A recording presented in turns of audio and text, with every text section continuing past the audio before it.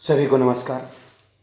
आज आपको हम बताएंगे, मात्र 10-12 दिन बचे हुए हैं आपके रिट के एग्ज़ाम के। तो 10-12 दिन में अब क्या करना है, क्या पढ़ना है, क्या नहीं पढ़ना है, वो चीज़ें बता रहा हूँ, ध्यान से सुनना है। तो आपको जो हमारे पुराने स्टूडेंट हैं, पुराने के मतलब जो रिट दे चुके हैं, और कुछ नए स्टूडेंट हैं, मतलब मेरे स्टूडेंट की मतलब से हैं कि जो पहले रिट दे चुके हैं और जो पहली बार रिट देंगे वो सुने ध्यान से। जो पहले टेस्ट दे चुके हैं, अर्थात जिसने रिट दे दी है या रद्द हो गई है या क्वालिफाई कर गई है, जिसके 100 नंबर हैं या 100 नंबर से अबव हैं, तो उसको तो 101% टेंशन नहीं लेनी है। जो आपने 110, 120, 130 या 100 या 90 नंबर आप लेके आए हो, उसी टॉपिक को या उसी बुक से या उसी नोट से आप पढ़ाई करनी है। बिल्कुल भी टेंशन नहीं लेनी है। आपको सिर्फ 90 नंबर का जुगाड़ करना है। कितने नंबर का? 90 नंबर का जुगाड़ करना है, क्योंकि ये केवल एक क्वालिफाई है। अगर आपके 130 नंबर आ गए, 140 नंबर आ गए, तो कोई फर्क नहीं पड़ता है। केवल आपका उद्देश्य 90 नंबर है। उसके बाद आपका मेन टारगेट सेकंड पेपर होना चाहिए। रिट तो केवल पात्रता है, टारगेट आपका सेकंड पेपर होना चाहिए। लेकिन मान लीजिए अगर पेपर कुछ टफ आ गया तो 90 नंबर भी लाना मुश्किल हो जाएगा, वो भी लाले पड़ जाएंगे 90 नंबर भी। तो आपको क्या करना है, पहले वो ध्यान से सुने। क्या करना है अगर पेपर टफ आ गया तो आपको सबसे पहले, ना तो आपको कोई भी कोचिंग ज्वाइन करनी है इस समय, ना आपको बोधरेशन टेंशन लेनी है। सबसे पहले जो आपने टॉपिक पढ़ लिया है उन टॉपिक को रिवीजन कीजिए। जो टॉपिक आपको कठिन लग रहा है, याद नहीं हो रहा है, उनको बिल्कुल छोड़ दीजिए, टच मत कीजिए बिल्कुल भी, क्योंकि आप उनके चक्कर में जो आपको याद है वो भी भूल जाओगे। तो आप सबसे पहले वो याद कीजिए जो आप अच्छी तरीके से उनको रिवीजन कीजिए। और सबसे महत्वपूर्ण आपको क्या करना है, लैंग्वेज है दो, हिंदी संस्कृत या हिंदी इंग्लिश, इन पे ज़्यादा से ज़्यादा फोकस करना है। इनकी शिक्षण विधि पे ज़्यादा फोकस करना है। अब शिक्षण विधि क्या पढ़े, कहाँ से पढ़े, कहाँ से नोट्स का पढ़े, तो आपको टेंशन नहीं लेनी है। जो संस्कृत का स्टूडेंट है या हिंदी का जो स्टूडेंट है, उनको मैं एक रामबाण बता रहा हूँ। साफल्यम बुक चल रही है संस्कृत की, साफल्यम बुक है संस्कृत की, उसमें शिक्षण विधियाँ हैं, उनको आप घोट के पी जाइए। अलग से भी बुक निकाली हुई है लोकेश शर्मा, उन्होंने भी बुक निकाली हुई है स्पेशल शिक्षण विधि की, तो आप उनको पढ़ लीजिए। संस्कृत की शिक्षण विधि से आपकी हिंदी की भी शिक्षण विधि हो जाएगी। और शिक्षण विधि लगभग 99% सेम है, केवल लैंग्वेज का फ़र्क है, बाकी कोई फ़र्क नहीं है। तो शिक्षण विधि पढ़ लीजिए। व्याकरण हिंदी और संस्कृत की सेम है, तो ये पढ़ लीजिए। तो कहने का मतलब है हिंदी और संस्कृत दोनों लैंग्वेज है, उस पर फोकस कीजिए। फिर जिसकी साइकोलॉजी कठिन है, जो आपको टॉपिक इजी लग रहा है उस टॉपिक को कर लीजिए। जो कठिन है उन टॉपिक को मत पढ़िए, हाथ तक मत लगाइए। और विशेषकर साइकोलॉजी में RTI वो 2009 2005, इनको तो घोट के रट लेना तोते की तरह। दो टॉपिक को तोते की तरह रट लेना साइकोलॉजी में। 101% 2 क्वेश्चन तो आएंगे उसमें से, तोते की तरह रटना है साइकोलॉजी में। फिर आपकी जीके है। जीके में आपको क्या करना है, राजस्थान की जो जीके है उनमें से कौन सा टॉपिक पढ़ें, क्या पढ़ें, तो उनके लिए आपको सिरदर्दी नहीं लेनी है। राजस्थान अध्ययन की जो बुक चल रही है, वो राजस्थान अध्ययन की बुक पढ़नी है आपको। लगभग 99% क्या 100% उन बुक में से ही आएगा। राजस्थान अध्ययन की जो बुक चल रही है उनमें से। फिर भी अगर आपको लग रहा है कि नहीं मेरे पास तो बुक ही नहीं है, तो आप मुझे मैसेज कर देना, या मैं लगभग आपको सेंड कर चुका हूं। जो मेरा पे ग्रुप है उसमें कक्षा 6, 10, 11, 12 कि राजस्थान अध्ययन की NCERT RBSC की बुक के मैं टेस्ट ले चुका हूं, तो उन टेस्टों के आंसर लगा के मैंने सेंड कर दिया है। फिर भी जो मेरे ग्रुप में नहीं जुड़ रहा है, केवल यूट्यूब पे है, तो वो आप सुरेश चौधरी के नाम से यूट्यूब है, उसमें आप देख लीजिए, वीडियो पे जाइए, उसमें सारी वीडियो मिल जाएंगी। 6ठी 7वीं 8वीं 9वीं 10वीं 11वीं 12वीं की सारी राजस्थान अध्ययन के, तो उनको आप घोट के पी जाना, आपके पास का जुगाड़ 90 नंबर का जुगाड़ हो जाएगा। ये तो पुराने स्टूडेंट के लिए है, अर्थात जो रिट दे चुके हैं। लेकिन जो पहली बार रिट दे रहा है तो उसके लिए क्या करना है, तो उसको भी टेंशन नहीं लेनी, यही करना है जो ये कर रहे हैं। आपको साइकोलॉजी पे ध्यान देना है, आपको हिंदी और संस्कृत या हिंदी और इंग्लिश है ये सब्जेक्ट क्लियर करना है। उसके बाद आपको जीके तैयार करनी है। जीके में वही पढ़ना है जो आपको टॉपिक आ रहा है, जो आपने पढ़ लिया है वो ही पढ़ना है। जो टॉपिक नहीं पढ़ा उसको छोड़ देना, समय बर्बाद मत करना।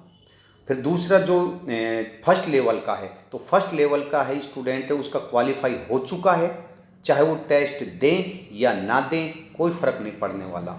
अगर आप टेस्ट ना दें तो भी ठीक है, दें तो और भी बेस्ट है, बल्कि तो फार्म भर दिया तो आपको टेस्ट तो देना ही है। अगर आप इसमें कम नंबर आ गए उसमें ज़्यादा है तो कोई फ़र्क नहीं पड़ सकता, पेपर इसलिए देना है ताकि आपकी और तैयारी हो जाए। तो फर्स्ट लेवल वालों को तो टेंशन मत लेना, फिर भी आप टेस्ट देना। तो 60 नंबर की आपकी साइंस मैथ पर्यावरण बोलते हैं जिसको, वो आएगी, तो ये आपको ध्यान देना है। तो टेंशन नहीं लेनी, सबसे पहले एक ही टारगेट रखना है हमें, टेंशन नहीं लेनी, फ्री माइंड। अगर आप ये सोचोगे कि मेरे ये याद नहीं है, ये याद नहीं है, ये भूल गया, ये भूल गई, तो नहीं होना चाहिए।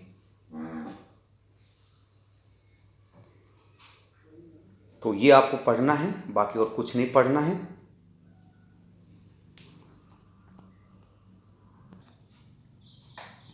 तो आपको ज़्यादा टेंशन नहीं लेनी है।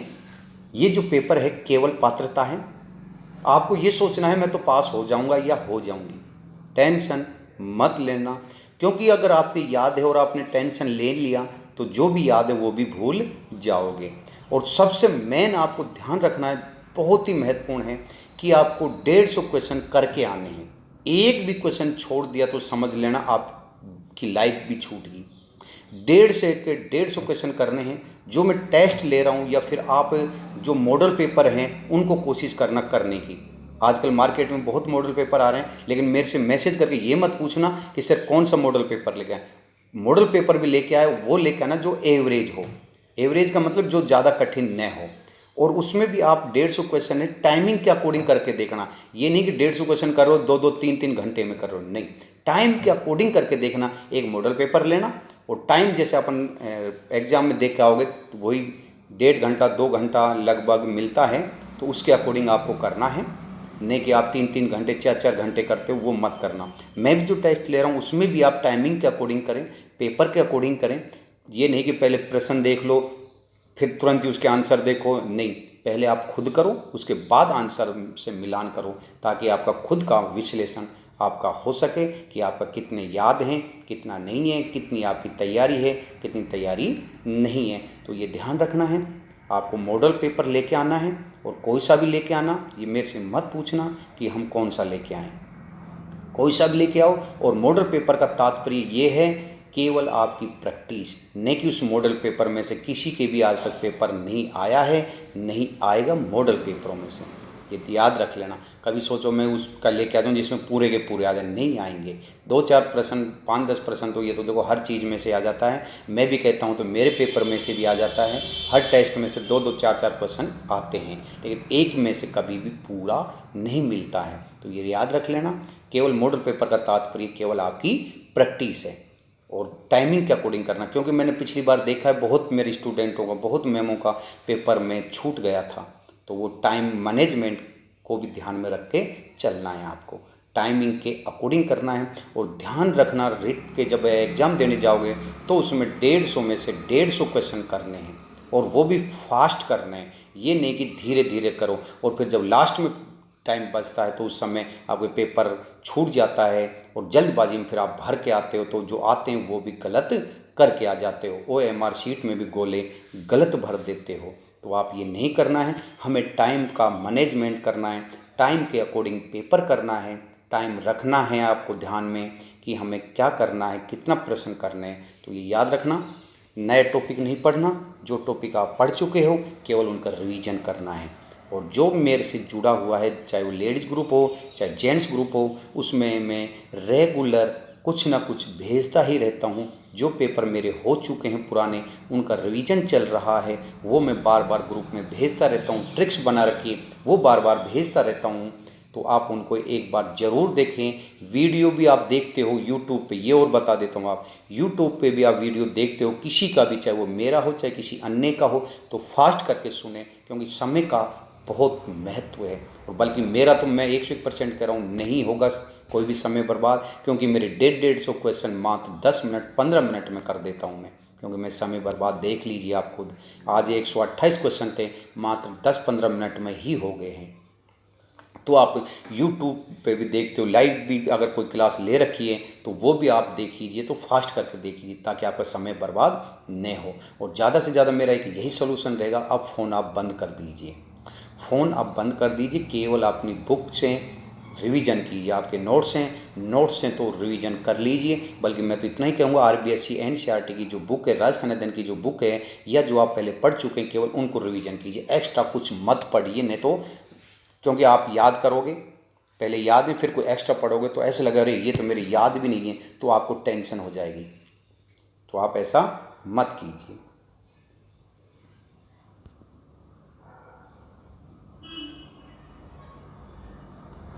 तो आपको ये ध्यान रखना है, ज़्यादा से ज़्यादा केवल रिवीजन करना है और ज़्यादा एक्स्ट्रा कुछ नहीं करना है। और जो यूट्यूब पे देख रहा है या देख रही है, वो क्या करें, तो आपको मैं बता रखा है, यूट्यूब पे कमेंट बॉक्स है, उसमें आप मैसेज कर दीजिए। वहाँ आप मैसेज करने के बाद अपना नंबर सेंड कर दीजिए, मैं आपको ग्रुप में ऐड कर दूंगा। लेडीज़ है तो लेडीज़ ग्रुप में ऐड कर दूंगा, जेंट्स है तो जेंट्स ग्रुप में करूंगा। लेकिन इतना ज़रूर ध्यान रखना, मैं ऐड तभी करता हूँ लेडीज़ ग्रुप में, पहले मैं कॉल करूँगा, मुझे कन्फर्म हो जाएगा कि ये लेडीज़ है तो ही ऐड करूँगा। क्योंकि लोग झूठ भी बोलकर ऐड होना चाहते हैं, लेकिन आज तक तो ऐसा कोई हुआ नहीं है, क्योंकि मैंने बिना कॉल किसी को आज तक ऐड ना किया है ना करूँगा। क्योंकि ये मेरा पहली प्रायोरिटी है कि लेडीज़ ग्रुप है, उसमें पहले मैं कॉल करता हूँ, तब ऐड करता हूँ। मैं उसके हस्बैंड के नंबर को भी ऐड नहीं करता हूँ, हस्बैंड के नंबर को भी लेडीज़ ग्रुप में ऐड नहीं करता हूँ। वो अगर वो ये कहे कि सर मेरे पास फ़ोन नहीं है, ये मैं हस्बैंड का नंबर है, इसको ऐड करें, तो भी मैं ऐड नहीं करता हूँ। क्योंकि मेरी पहली प्रायोरिटी सुरक्षा है। क्योंकि हर तरीके के लोग होते हैं, हर पर मैं विश्वास नहीं कर सकता, ना ही आप कर सकते।